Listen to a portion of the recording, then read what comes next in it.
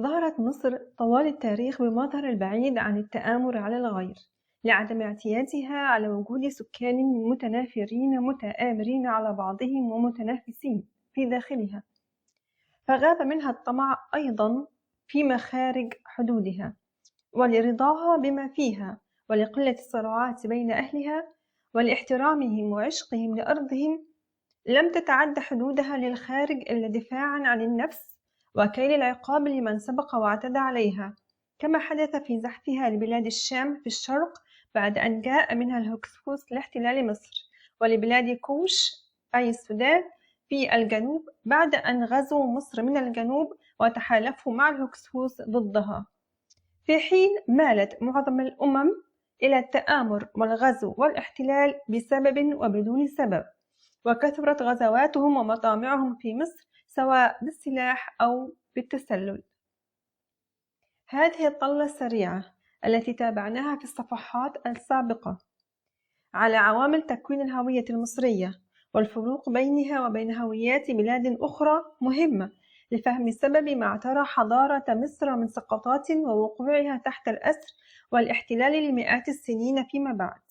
لغفلتها عن هذه الفروق خلال تعاملها مع الشعوب الأخرى وقبولها استيطان بعضهم فيها، فيؤدي تنافر الطباع والطموحات إلى خرابها. فمع الاحترام لكل الهويات والشعوب ولكل شعب مزاياه وعيوبه، فإن كل هوية أولى بأرضها التي نبتت فيها وكونتها، لا أن تفرضها على غيرها كما سعت الشعوب الغازية لغرس هوياتها في مصر التي فتحت لهم أبوابها كما يفتح الرجل الغافل بيته الآمن للريح السموم.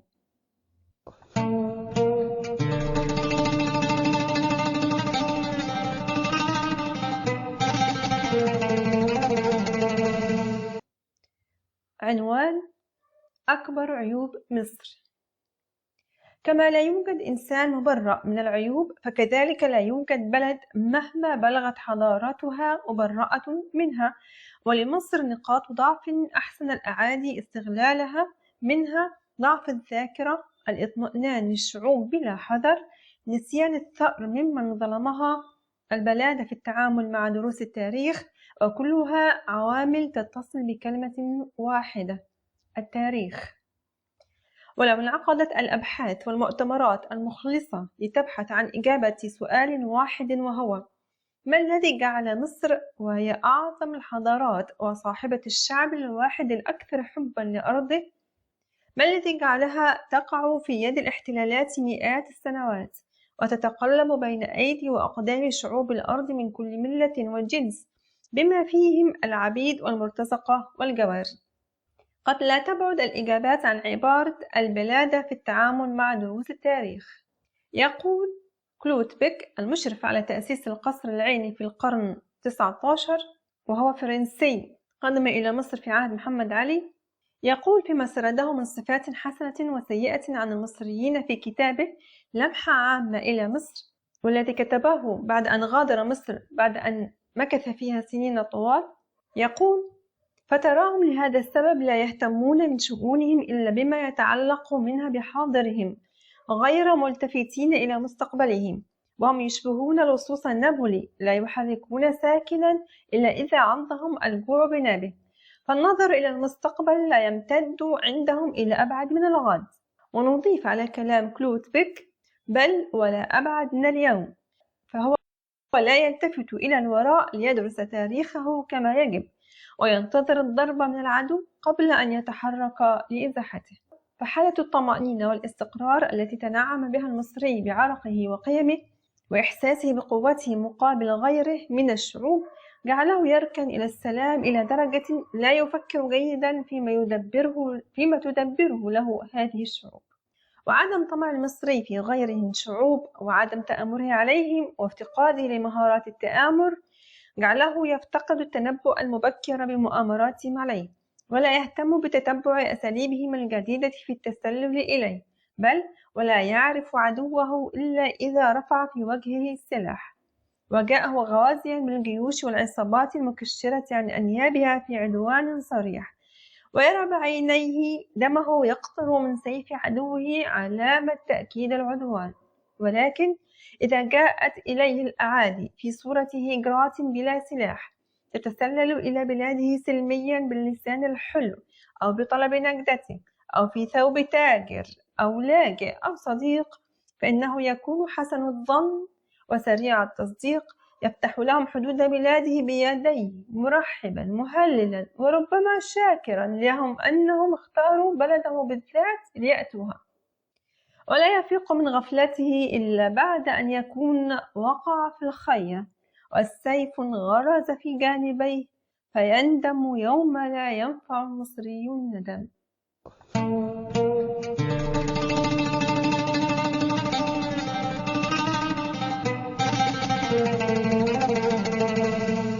عنوان: الوصية الحارسة بين قوسين وثيقة العهد.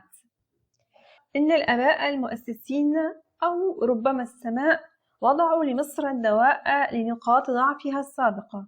ومن هذا الدواء الوصية التي سجلتها نصوص الأهرام، وهي قلب قضية هذا الكتاب، بألا تفتح بواباتها أي حدودها للأجانب الطامعين فيها والذين يحاولون غزوها سواء من الشرق أو الغرب أو الشمال أو الجنوب. فالإله أسس هذه الحدود لحمايتها ولعلمه بأنها مطمع الجميع، وفي هذا إشارة لوجود حدود لمصر منذ أقدم العصور، والمصريون ملزمون بتحسينها ماديا ومعنويا. فجاء في نصوص الأهرام ضمن النشيد الوطني السابق الإشارة إليه في الصفحات السابقة: إن البوابات التي فوقك كبوابات حامية، إنها سوف لا تفتح للغربيين، إنها سوف لا تفتح للشرقيين، إنها سوف لا تفتح للجنوبيين، إنها سوف لا تفتح للشماليين، إنها سوف لا تفتح لهؤلاء الذين في وسط الأرض، إنها سوف تفتح لحور أي حورس. وفي ترجمة أخرى وكاملة لهذه الوصية أو هذا العهد قام بها عالم المصريات هنري بريستيد في كتابه تطور الفكر والدين في مصر القديمة، يقول النص: التحية لك يا عين حور، أي مصر، التحية لك يا عين حور التي زانها بكلتا ذراعيه. إنه لا يسمح لك يا مصر أن تصغي إلى أهل الغرب، إنه لا يسمح لك أن تصغي إلى أهل الشرق، إنه لا يسمح لك أن تصغي إلى أهل الجنوب، إنه لا يسمح لك أن تصغي إلى أهل الشمال،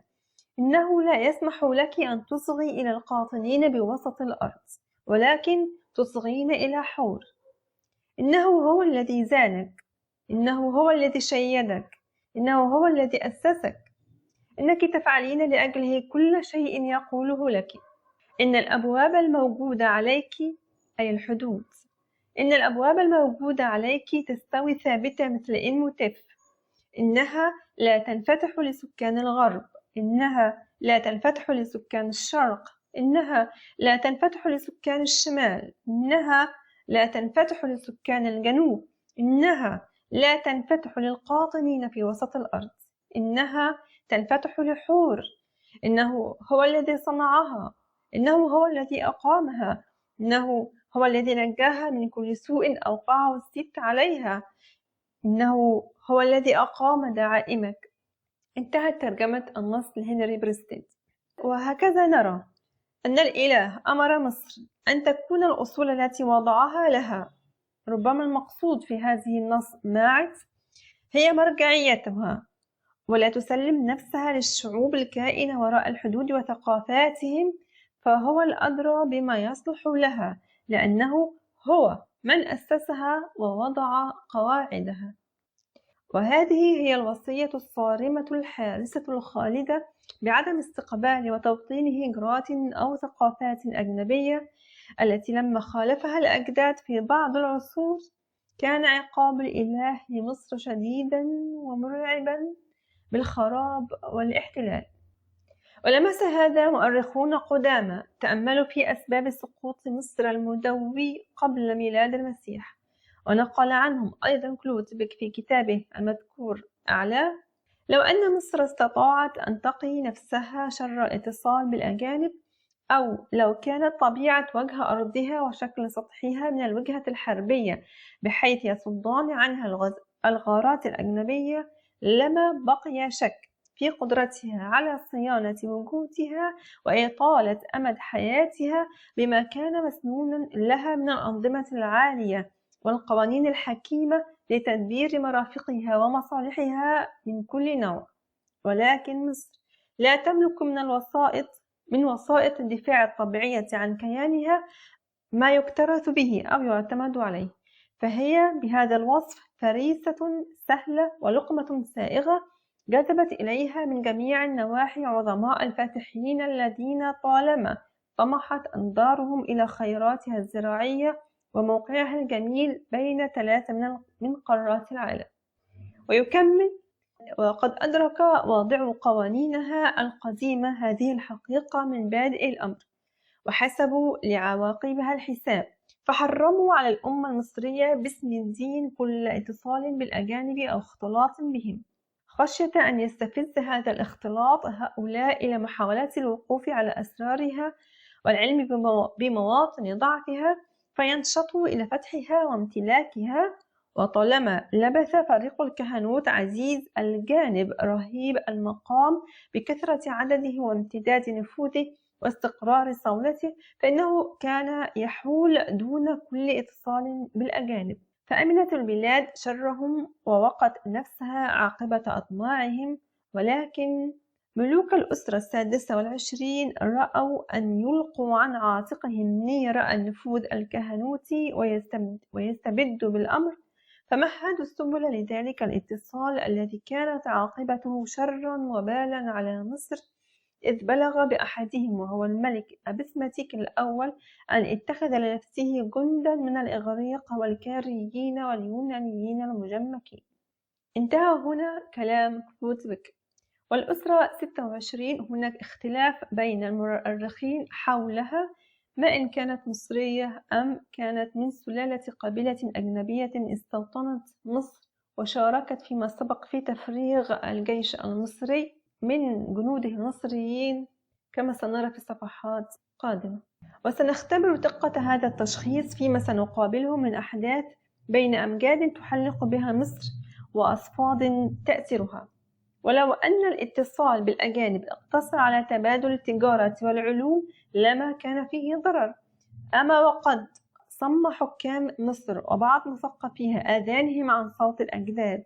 وفتحوا البلاد لاستيطان هجرات تسللت في أي ثوب، أو استخدموا الأجانب للتوظيف محل المصريين واعتمدوا هويات أجنبية محل المصرية، فهنا زلزلت الأرض الطيبة زلزالها.